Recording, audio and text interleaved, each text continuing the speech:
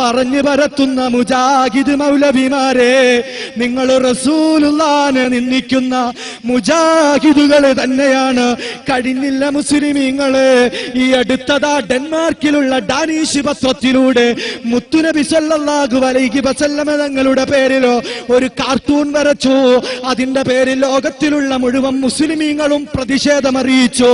നമ്മുടെ കൊച്ചു കേരളക്കരയിലും പ്രതിഷേധം അന്നടിച്ചില്ലേ? മുത്തുനബിയുടെ തലപ്പാവിന്റെ സ്ഥാനത്തോ ബോംബ് ഫിറ്റ് ചെയ്തുകൊണ്ട് ആ നബിയുടെ പേരിൽ കാർട്ടൂൺ വരച്ചോ.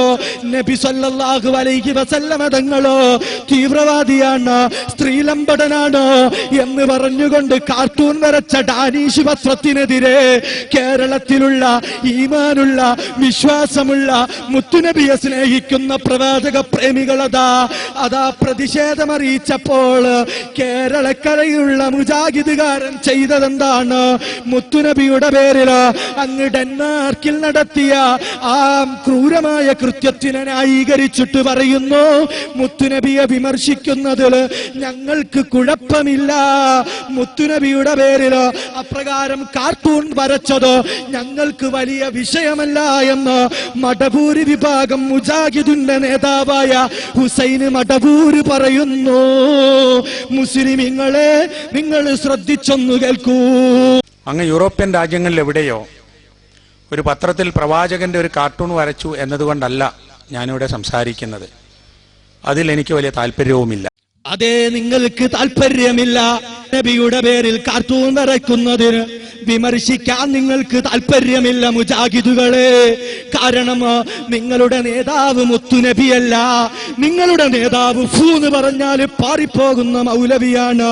എങ്കിലിതാ കണ്ടോളൂ മുസ്ലിമീങ്ങളെ, 2006 മാർച്ച് മാസം 4-ാം തീയതി ശനിയാഴ്ചത്തെ മലയാള മനോരമ പത്രത്തിൽ മുജാഹിദുകാരൻ എഴുതുന്നു, ISM പ്രചരണ പരിപാടിക്ക് നാളെ തുടക്കം.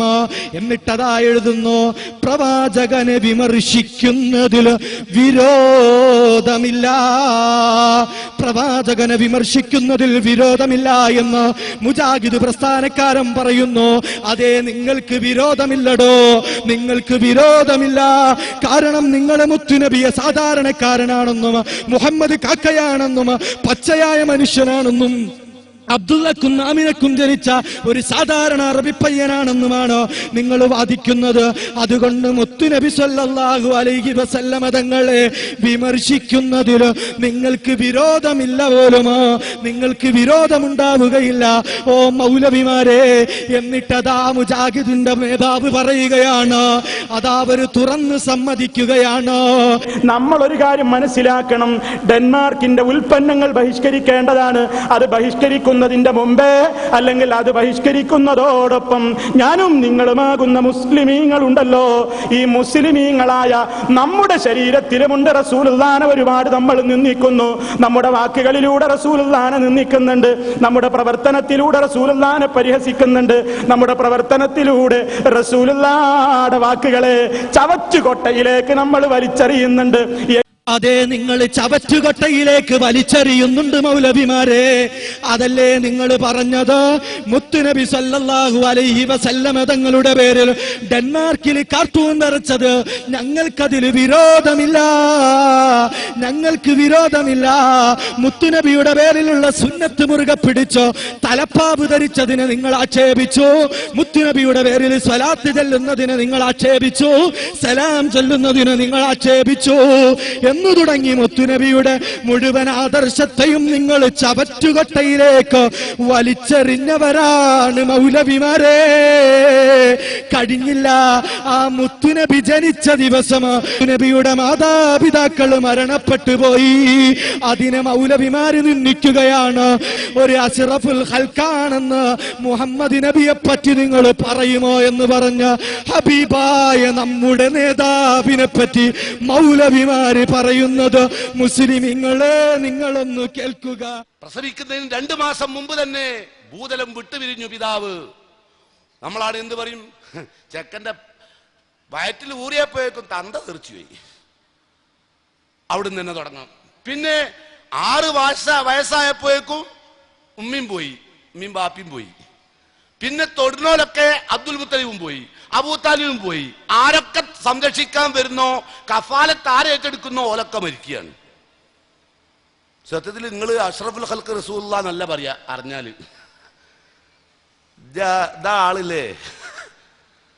നമ്മൾക്കുള്ളതൊക്കെ ചില കുട്ടികൾ ഉണ്ടായാലും നമ്മൾ പറയും എൻ്റെ മറ്റേ കമ്പനി ഉണ്ടായതും ഈ പീഡ് ഉണ്ടായതും ഇവ ഉണ്ടായതിൻ്റെ ശേഷം. ആ ദജ്ജാൽ ഉണ്ടല്ലോ, ഓ ഉണ്ടായതിൻ്റെ ശേഷം ഉള്ള പ്രശ്നം ഇവ ഉണ്ടായ പറയാറില്ല, ഉള്ളിലുണ്ട്. മുജാഹിദുകൾക്ക് ഉള്ളിലുണ്ട്, മറ്റോള് പറയാറുണ്ട്. അതിൻ്റെ ശേഷം ആ ദജ്ജാൽ ഉണ്ടല്ലോ, ഓ ഉണ്ടായതിൻ്റെ ശേഷം ഉള്ള പ്രശ്നം ഇവ ഉണ്ടായ പറയാറില്ല, ഉള്ളിലുണ്ട്. മുജാഹിദുകൾക്ക് ഉള്ളിലുണ്ട്. അതിൻ്റെ ശേഷം ആ ദജ്ജാൽ ഉണ്ടല്ലോ, ഓ ഉണ്ടായതിൻ്റെ ശേഷം ഉള്ള പ്രശ്നം ഇവ ഉണ്ടായ പറയാറില്ല, ഉള്ളിലുണ്ട്. മുജാഹിദുകൾക്ക് ഉള്ളിലുണ്ട്. ഓ മൗലവിമാരെ, നിങ്ങളുടെ ഉള്ളിലുള്ളത് നിങ്ങൾ പറയാറുമുണ്ടോ? നിങ്ങളുടെ ഉള്ളിലുള്ളത് നിങ്ങൾ പറയാറുമുണ്ടോ?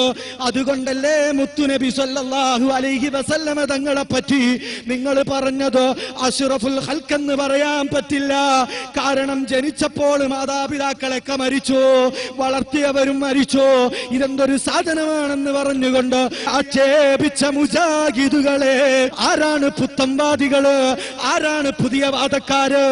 നബി സല്ലല്ലാഹു അലൈഹി വസല്ലമ തങ്ങളെ അപമാനിക്കുന്നവരാരാണ്? മുജാഹിദ് മൗലവി പറയുന്നത് നിങ്ങൾ കേൾക്കൂ. പരിശുദ്ധ ഖുർആൻ പഠിപ്പിച്ച അമ്പിയാക്കളുടെ, ഔലിയാക്കന്മാരുടെ, സ്വാലിഹീങ്ങളുടെ, ശുഹദാക്കളുടെ മാർഗം വിട്ടിട്ട് പുത്തൻ വാദങ്ങളിലേക്ക് ഇന്ന് സമൂഹം വ്യാപകമായിരിക്കുകയാണ്. സമൂഹം മഹാന്മാരെ അനാദരിക്കുകയാണ്, മഹാന്മാരെ നിന്ദിക്കുന്ന അവസ്ഥയിലേക്ക് എത്തി. ഏതുവരെ എന്നറിയാമോ?